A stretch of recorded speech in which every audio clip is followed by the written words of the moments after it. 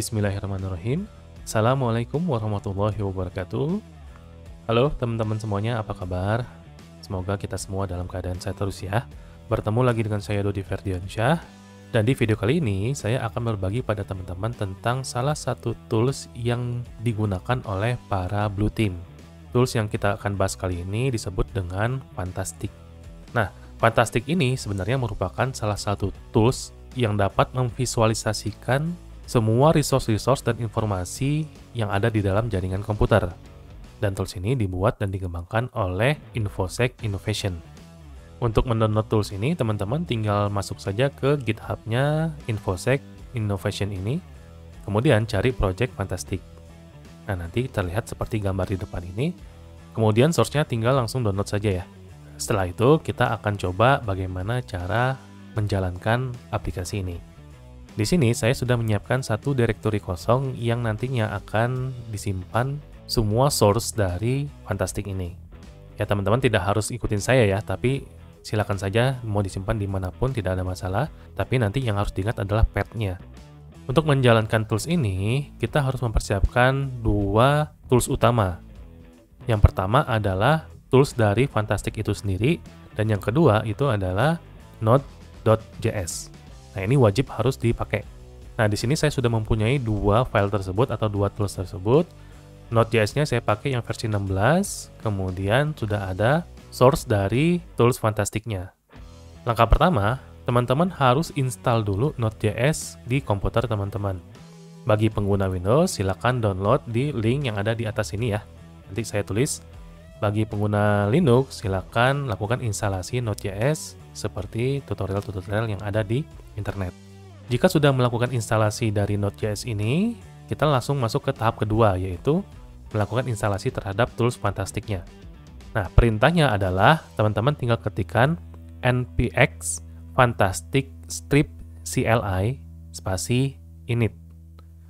Nah, ini harus teman-teman ketikkan, kemudian di-enter. Nanti dia akan minta konfirmasi apakah ingin diproses atau tidak. Ya, karena kita ingin menginstal aplikasi ini atau tools ini, kita tinggal ketikkan huruf Y atau yes, kemudian kita enter. Setelah itu, dia akan meminta modul autentikasi yang akan digunakan. Di sini ada 3 ya, ada default authentication, ada active directory, dan juga custom. Ya, untuk sementara saya pakai yang nomor 1 dulu ya. Untuk nomor 2, nomor 3, silakan teman-teman lakukan eksplorasi sendiri. Kemudian setelah saya ketikkan 1, nanti dia akan terus melakukan instalasi dan semua modul-modul dari Fantastic ini akan ditulis ke dalam folder yang sudah saya sediakan di awal. Itu makanya teman-teman harus ingat path atau directory yang sudah disediakan ya. Nanti ketika proses instalasinya, teman-teman harus memasukkan username dan password. Nah, username dan password ini akan digunakan untuk login ke aplikasi atau tools Fantastic-nya. Jika sudah dimasukkan username dan password-nya, nanti proses instalasi sudah selesai. Nah, jika sudah selesai instalasi dari Fantastic-nya, yang harus teman-teman ingat adalah tools Fantastic ini akan berjalan dengan menggunakan web browser. Jadi kita aksesnya adalah dengan menggunakan web browser. Sehingga kita harus jalankan dulu service npm dari Fantastic-nya. Caranya adalah dari folder atau directory yang sudah kita tentukan, kita tinggal ketikkan perintah npm start. Nanti service dari Fantastic ini akan running. Nah, ketika sudah running, maka kita akan panggil aplikasi itu dengan menggunakan web browser. Alamatnya adalah localhost 2 5000. Jadi dia berjalan di port 5000. Nah, jika teman-teman sudah berhasil, maka akan muncul tampilan seperti di depan ini. Nah, inilah tampilan awal dari tools Fantastic. Kemudian kita akan login dengan menggunakan username dan password yang sudah teman-teman masukkan di tahap instalasi awal tadi. Kalau saya masukkan username-nya ini, kemudian password-nya 123. Nah, nanti akan langsung muncul ke halaman utama dari tools Fantastic ini. Nah, cara menggunakan aplikasi ini yang pertama adalah kita pilih dulu mau ngambilnya data dari berapa lama ke belakang. Misalkan saya pilih 8 jam yang lalu. Jadi semua data-data yang 8 jam yang lalu itu akan ditampilkan nanti di sini. Nah, kemudian tinggal saya pilih mau semua koneksinya atau different host. Misalkan kita pilih semua atau all, kemudian connection state-nya juga all. Nah, kemudian tinggal kita pencet tombol search. Nah, maka nanti yang akan ditampilkan adalah host dari komputer saya sendiri. Nah, bagaimana kalau misalkan saya ingin menampilkan seluruh host yang ada di beda jaringan?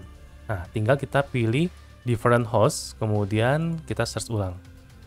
Maka nanti seluruh IP-IP atau host-host yang berhubungan dengan komputer saya itu akan tervisualisasikan di sini.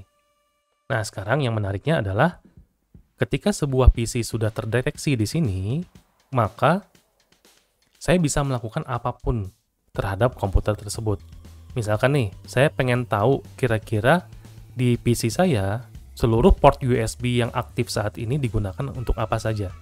Caranya, saya tinggal pilih menu di sebelah kiri bawah, itu ada scan, kemudian saya klik dan saya pilih review USB device.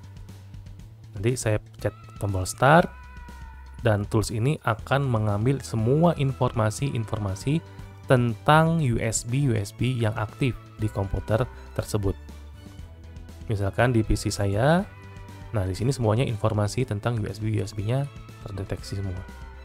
Kemudian misalkan saya ingin ngecek apakah Windows Firewall di komputer ini sedang aktif atau tidak. Nah, maka saya tinggal pilih cek Windows Firewall, kemudian kita start, dan hasilnya ternyata Windows Firewall-nya sudah aktif atau enable. Nah, teman-teman juga bisa lakukan hal-hal yang lain ya, atau mengecek yang lain, misalkan kapan terakhir kali komputer ini mati atau reboot. Nah, kita tinggal masukkan parameter day-nya, misalkan 30 hari ke belakang, kemudian kita start. Nah, di sini hasilnya kayaknya tidak ada ya, karena yang ditampilkan di sini nantinya itu adalah komputer-komputer yang belum pernah reboot selama 30 hari lebih.